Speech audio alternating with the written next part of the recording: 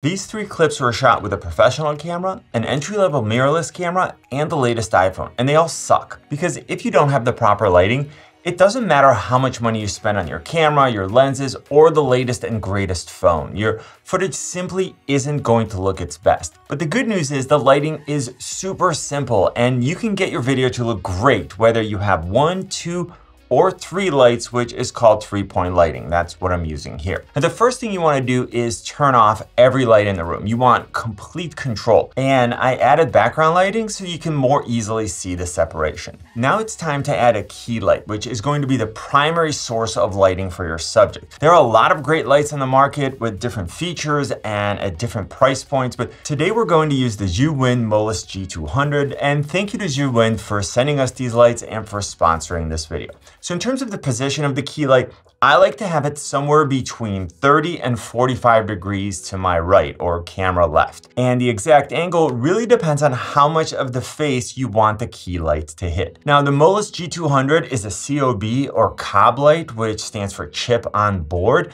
And when you look at the light itself, you can see that the chip is relatively small, but don't be fooled. It's so bright that you can't even look straight at it when it's at 1%. So what I did in order to create a much larger light source is add a parabolic softbox. Now this particular one is 35 inches or 90 centimeters, and the larger I can make it and the more diffused it is, the softer and more pleasing it's going to look. Now I really like how small the Modifieres G200 is. It doesn't take up a lot of space. It's also super lightweight. And when I'm really tight on space, I could select an even smaller parabolic softbox. If you want to control how much light spills out into the room, you can add a grid to the softbox and it makes the light much more directional. On the other hand, if you really want to light up the entire room with one light, then you can use a lantern modifier which spreads the light out. With a parabolic softbox, I like to get the light as close to the subject as possible without it being in the shot. Again, because the closer I can get the light to the subject, the larger it is in relation to the subject and the softer it ends up looking. Now, of course, moving the light closer and farther away from the subject also impacts the intensity. So I always want to use a light that has a dimmer. This way I can position the light exactly where I want, and then I can increase or decrease the intensity as much as I need to. So the G200 actually goes up to 200 watts under normal usage, which is extremely bright, and it's much more than I would ever need in such a controlled environment. But it also makes it super versatile because if I'm shooting in a room where there's a window or some other source of light that I can't control, I always have that additional power to get the perfect exposure. Now, if you really need to go crazy, there's a max extreme mode on this light that for a limited time will go all the way up to 300 watt output, which is absolutely bananas. Now, another important aspect of lighting is the color of the light, which is something that we don't typically think about because our brain does all the work for us as we walk around and everything always looks normal. But actually, different lights have different colors. And if you ever look at your photos or your videos and you're thinking, why does everything look orange or blue? It's because the white balance on the camera didn't match the color of the light that you used. Now, if your light lets you control the color temperature of the light, you can just set your camera's white balance to the same Kelvin temperature. And if it doesn't, then you'll need to use a gray card or another method to get the right white balance. Now, the last thing to think about is the height of the light. And I'll actually use a smaller light to demonstrate this, and this is the Modifieres X100. So first, we don't want the key light to be too high. If the light is much higher than the face, then we're going to start seeing dark shadows under the brow line and the nose. You'll hear people call these raccoon eyes, and it's definitely not something that you want. The next issue comes from the key light being too low and pointing up. Now, because typical light sources like the sun or even the lighting in our homes comes from above, a key light that's placed too low creates a very unnatural look or something that you'd see in a horror movie. So make sure that you're placing your key light just slightly above eye level for the best results. And of course, the bigger and softer your light is, the more room for error there is with placement because the light wraps around the face. Okay, so that was the key light. Let's move on to the fill light. Now, depending on the position and the size of your key light, the opposite side of the face may be too dark. Now this is a stylistic choice, so there's really no right or wrong here. You get to pick what you like. A fill light is a light that's pointed at your subject from the opposite side of the camera. So if your key light is on your right, then your fill light is going to be on the left. And the fill light is used to fill in some of the shadows that are created by the key light. Now the intensity of the fill light will depend on the look that you're trying to achieve.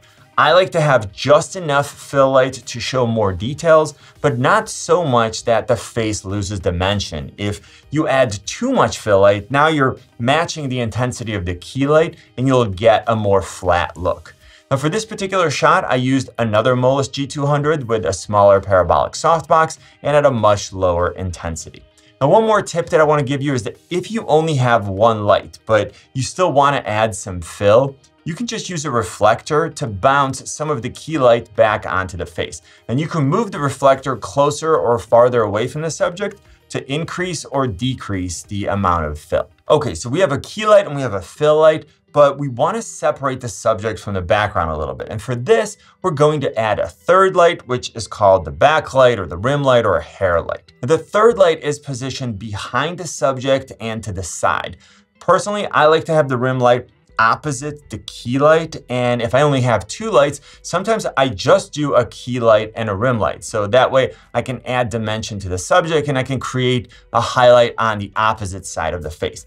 It also separates the subject from the background by lighting the subject's hair, shoulder, and arm. I'm using a third Molis G200 here, but you can use a smaller or less powerful light. If you want to stick with the same brand, the Molis G60 and the X100 are even smaller. And the X100 actually has a battery grip, which is super convenient if you need a portable and wireless light source. Again, it's nice to have a light with a dimmer so you don't blow out the highlights that you've created, and make sure that you're not pointing the rim light directly into the camera because that's going to create a flare, which is going to ruin your shot. Okay, so now let's see what each light looks like on its own and then how this whole setup comes together on a professional camera, on an entry-level camera, and on the iPhone. And I'll have links in the description to the G200 and all the other products that I mentioned. By the way, for this setup, and really for any setup, it's great if your lights use an app. This way you don't need to get up and change the light manually. You can just control everything from one place. First, we'll start with a key light.